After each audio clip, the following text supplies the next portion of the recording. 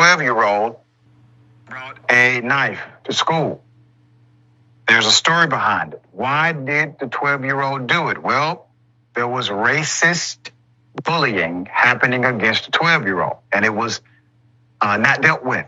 There was no response from the school, no protection. Let's put up the school full mask. So this 12-year-old biracial child is facing a felony charge after he brought a butterfly knife to school after being bullied and repeatedly called the N-word. This was at Ottawa Middle School located in Kansas. The grade schooler, who is Black and Native American, reportedly also was told to, and I quote, go back to picking cotton, end quote. Let me give you background. According to the attorney, Vincent Rivera, the bully allegedly told the boy to stop coming to school or I am going to hurt you prior to hitting the child and knocking him down. The abuse started when the family moved to Ottawa in 2019, and the child then refused to get out of bed to go to school because he was afraid to go to school. In December, the bully knocked the child down and told him, quote, if you keep coming to school, it's going to get worse. All right? So do you think the child is evil doing what he's doing against the biracial student? Well, he's mimicking. He's mimicking behavior, right? It's called mimicry. There's more. The child's youngest or younger brother was also bullied at his elementary school and on the bus. And his mother said it got worse when he began attending Ottawa Middle School. She said she complained almost daily to the school, daily, every day. But the bullying simply worsened.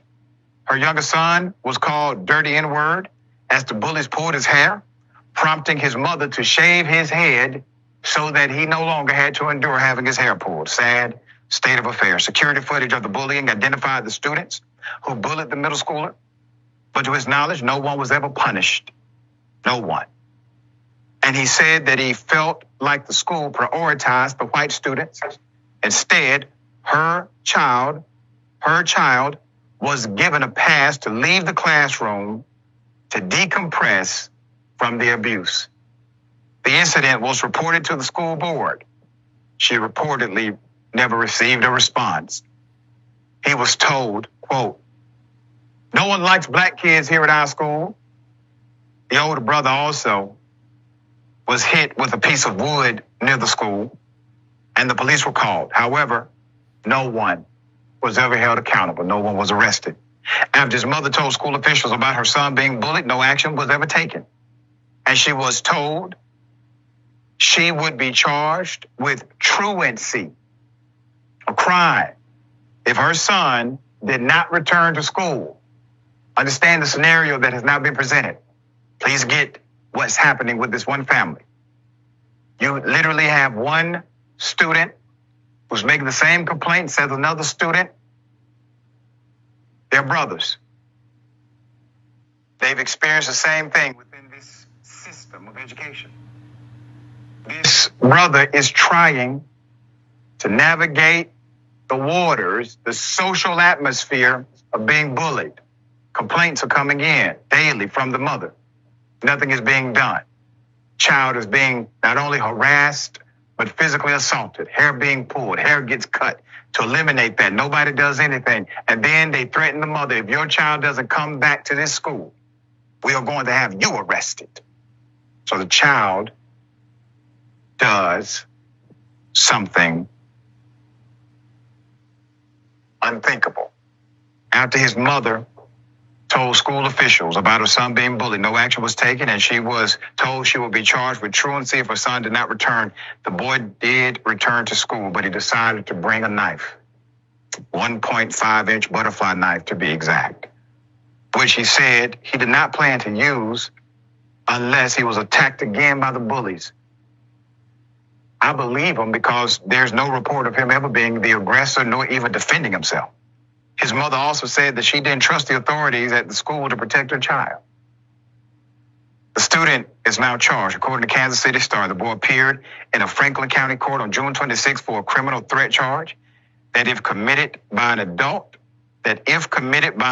would be considered a level 9 felony. The state also reportedly threatened a child support order against the boy's mother in the instance he will be removed from the home. She and her husband moved to the area from Oklahoma to be closer to her husband's family. The outlet is not publishing their names for the safety of the family. Let's go to the superintendent of schools. You have Superintendent Dr. Ryan Cobb. You also have Franklin County Attorney Brandon L. Jones, all right? They are, well, leaders, allegedly.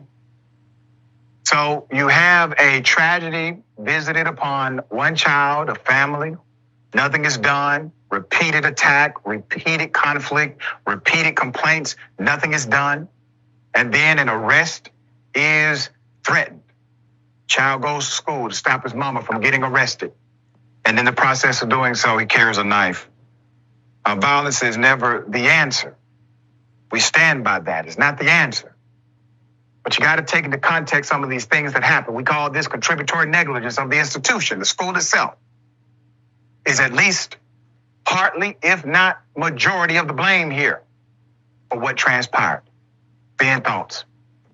Yeah, it is complicated because you can't be encouraging kids to take knives to school. But as somebody who was bullied myself and beaten up a couple times in elementary school, I understand that instinct.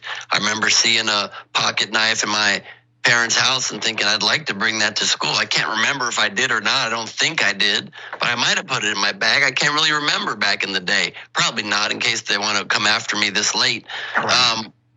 But you can't blame a kid who's getting beaten up, the scariest thing you can possibly obviously go through, from bringing that knife. Story also said that he was playing with it at his desk. You'd think, well, you definitely shouldn't be brandishing it, but then you understand that too, because he's trying to show the bullies, I got a knife, trying to let word spread, don't mess with me anymore.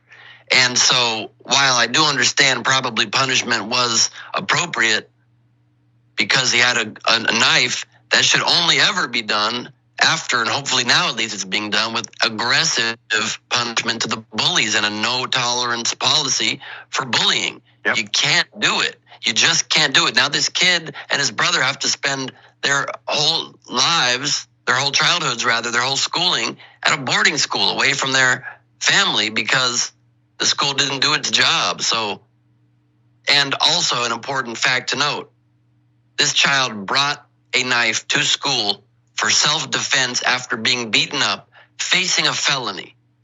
A cop that beat up a defenseless man, beat him up, did the action, misdemeanor. Yep, come on, man, exactly. And I will say this for the record. This is an adult-created scenario. This whole thing was created by the adults in charge because it was their job to intervene at some level of this to make it right, and they never did.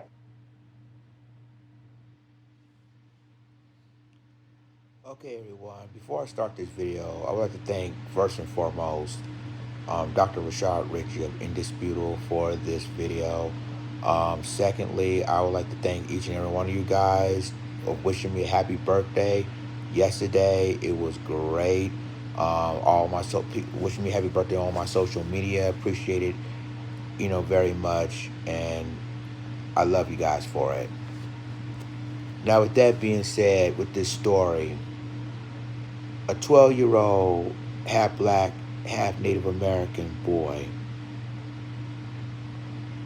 was charged with bringing a knife to an all-white school because of racial bullying. So basically, that this white kids, let's say this white kids bullying this half black, half Native American boy. The mother complained to the school, the principal, and their staff about the situation, and nothing's been done. And then all of a sudden, the little boys decided he refused to go to school because the fear they're going to be bullying him again. And then, the school board threatened his mom if he doesn't go to school, she will be charged. So he had no choice but to go back to school, but this time he's carrying a butter knife for protection, even though, of course, it's wrong. But now he's been charged for carrying a butter knife to school, but yet ain't doing the damn thing to protect that little boy from being bullied by these racist kids. And it's happening in Kansas in a school called Ottawa Middle School. And let me say this. I blame the entire school board for this. They knew that this kid was bullied, and they know who the perpetrators were of bullying of this little boy, this 12-year-old biracial boy, and nothing's been done about it. And remember, this happened in Kansas, and you got these two white, school board members. They would have done something about it, but refused to do so. And then yet, the the mother tried to call the police on those students, and then they decided not to do anything. They didn't expel them, suspend them, none of that. I'm talking about the school board, let alone not being arrested for it. But he's been assaulted by this boy. By these kids. These kids assaulted this black boy, this biracial boy. The mother complained every day, and nothing's been done.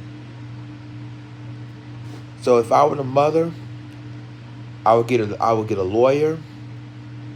I would sue the school, because they're supposed to be held accountable of what happened to their children. Now, if the role were reversed, if a white child goes to a black, for example, a predominantly black school, and these black boys bully this white student, and the white parents was complaining, don't you know these black boys will be charged and arrested? But in this case, they don't give a damn if a black child has been attacked or being abused, right? So the school knew what's going on and didn't do a damn thing about it. This is why I said that the mother should hire an attorney and sue their asses, because that's the only way they can stop this. But again, these two, they need to be held accountable. I'm talking about the school board, the principal, the staff, the administrators. They need to be held accountable for what they did. And they knew these white kids bullying this boy, threatening this boy and his mother. And you tell me nothing's gonna be done about it? And he had to take it. And I don't condone violence either, but what can a kid do when he's been attacked every day by these white supremacist kids? What can they do? And these school boards, who are predominantly white, ain't doing a damn thing. So he had no choice but to bring a knife to protect himself. And that little boy, the black child, been charged for that. Unbelievable.